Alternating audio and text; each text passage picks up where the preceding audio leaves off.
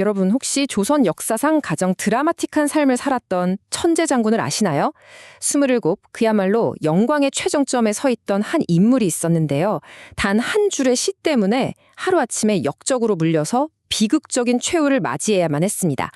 오늘은 바로 그 이야기, 어떻게 한 편의 시가 한 위대한 영웅의 삶을 송두리째 무너뜨렸는지 그 기막힌 운명의 순간으로 함께 들어가 보겠습니다. 이야기는 1468년의 어느 날 밤에 시작됩니다. 밤하늘에 길게 꼬리를 문 혜성이 나타나자 젊은 장군이 툭하고 던진 이 한마디. 이때는 아무도 몰랐겠죠.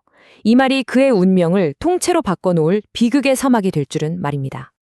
자, 그럼 이 전설적인 인물, 남이 장군은 대체 어떤 사람이었을까요? 그의 놀라웠던 시작부터 한번 살펴보겠습니다. 정말 그 등장은 이름 그대로 혜성 같았어요. 남이 장군은요, 요즘 말로 하면 슈퍼 금수저였습니다. 조선 3대 왕인 태종의 피를 이어받은 왕손이었고요. 당시 최고 권력자였던 권람의 사위이기도 했죠. 심지어 어릴 때 귀신을 쫓아내고 미래의 아내를 구해줬다는 뭐랄까 거의 판타지 소설 같은 일화가 전해질 정도니까요. 정말 시작부터가 남다른 인물이었던 겁니다. 그의 성장 속도는 정말 상상을 추월합니다. 보통 30살은 넘어야 합격하던 문과시험을 불과 16에 통과해버렸고요. 26살에는 나라를 뒤흔든 큰 반란을 진압하면서 단숨에 전국적인 영웅으로 떠올랐습니다. 그 공로로 27, 이 어린 나이에 지금의 국방부 장관격인 병조판서에 오르는데요. 이건 정말 한국사 전체를 통틀어도 다시는 없을 말도 안 되는 기록이었죠. 특히 북방의 전투에서는요, 온몸에 화살 수십 발을 맞고도 표정 하나 안 바꾸고 적들을 그냥 베어 넘겼다는 기록이 남아있을 정도입니다. 그야말로 전쟁의 신 그 자체였던 거죠. 그런데 말이죠. 남이의 가장 큰 장점이었던 이 거침없는 용기와 솔직함이 복잡하고 치열한 궁중정치의 세계에서는 오히려 그의 발목을 잡는 치명적인 약점이 되어버립니다. 당시 조정은요, 세조를 왕으로 만든 공신들, 이른바 훈구파가 꽉 잡고 있었습니다. 수십 년간 권력의 정점에서 나라를 움직여온 아주 노련한 정치인들이었죠. 근데 이 사람들 눈에 전장에서 세운 공 하나 믿고 혜성처럼 떠오른 이 젊은 장군, 남이가 얼마나 안 이꼽게 보였을까요? 자신들이 만든 질서를 위협하는 아주 위험한 존재로 보였던 겁니다. 근데 남이는 이런 정치적인 계산 같은 걸 할 줄 아는 사람이 아니었어요. 얼마나 직설적이었냐면 왕이 주최한 술자리에서 왕이 아끼는 다른 장수를 콕 집어서 그렇게 편애하시면 안 됩니다. 라고 대놓고 말할 정도였으니까요. 이런 성격이 그에게 얼마나 많은 적을 만들어줬을지는 불보듯 뻔한 일이었죠. 결국 이거예요. 남이의 그 뛰어나는 군사적 능력과 필터링 없는 직설적인 태도, 이 두 가지가 합쳐지면서 정말 위험한 조합이 되어버린 겁니다. 그의 눈부신 성공이 역설적으로 그를 시기하고 두려워하는 사람들에게는 반드시 제거해야 할 표적이 되게 만든 거죠. 자, 이제 모든 것을 바꿔놓은 운명의 전환점입니다. 그를 아끼고 보호해주던 세조 임금이 세상을 떠나자마자 거대한 음모가 그를 덮치기 시작합니다. 바로 이 시가 남이 장군의 기계와 애국심을 노래한 그 유명한 북정가입니다. 백두산의 돌을 팔갈아 다 없애고 두만강 물을 말에게 먹여 없애겠다. 사나이 20살의 나라를 평정하지 못하면 후세에 누가 날 대장부라 부르겠는가. 정말 젊은 장수의 웅장한 포부가 느껴지죠. 하지만 이 충성심의 증거가 곧 역모의 증거로 둔갑하게 됩니다. 그를 질투하던 유자광이라는 인물이 있었는데요.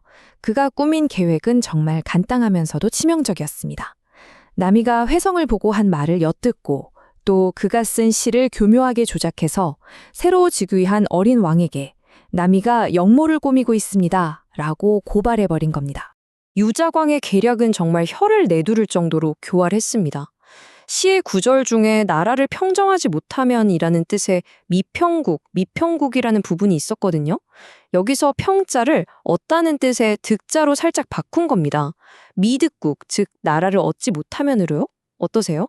이 딱 한 글자 차이가 나라를 위한 맹세를 왕위를 노리는 역심으로 완벽하게 바꿔버린 겁니다. 자신을 지켜주던 유일한 방패막이었던 왕은 이제 없고 정적들이 권력을 잡은 상황.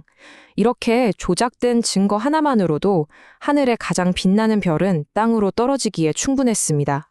세조가 죽자마자 아들 예종은 왕위에 오른 바로 그날 남이를 병조판서 자리에서 해임시켰습니다.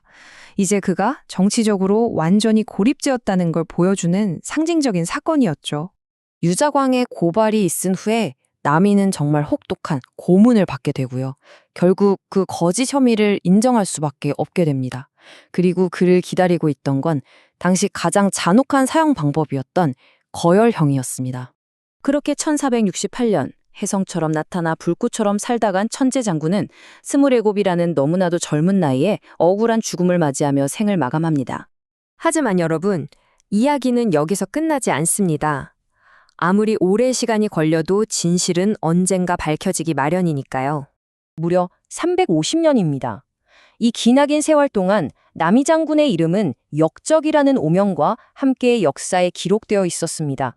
3세기가 훌쩍 지난 1818년, 마침내 한 관리가 용기를 냈습니다. 남공철이라는 인물이 남이 장군은 음모의 희생자라고 주장하면서 그의 억울한 죽음을 다시 살펴봐달라고 왕에게 청원한 것이죠. 그리고 마침내 그의 억울함이 풀리는 순간이 찾아옵니다. 남이의 모든 명예가 회복되었고 국가는 그에게 충성스럽고 용맹하다는 의미의 충무공이라는 최고의 칭호를 내렸습니다. 350년 만에 역적이라는 굴레가 벗겨지고 진정한 영웅로서의 이름이 역사에 다시 새겨지는 순간이었습니다. 남이의 이 비극적인 삶은 오늘 우리에게도 많은 질문을 던지는 것 같습니다. 한 영웅이 가진 가장 위대한 장점이 어떻게 그를 파멸로 이끄는 가장 치명적인 약점이 될 수 있었을까요? 어쩌면 위대한 야망과 역모의 혐의는 정말 종이 한 장 차이일지도 모르겠습니다.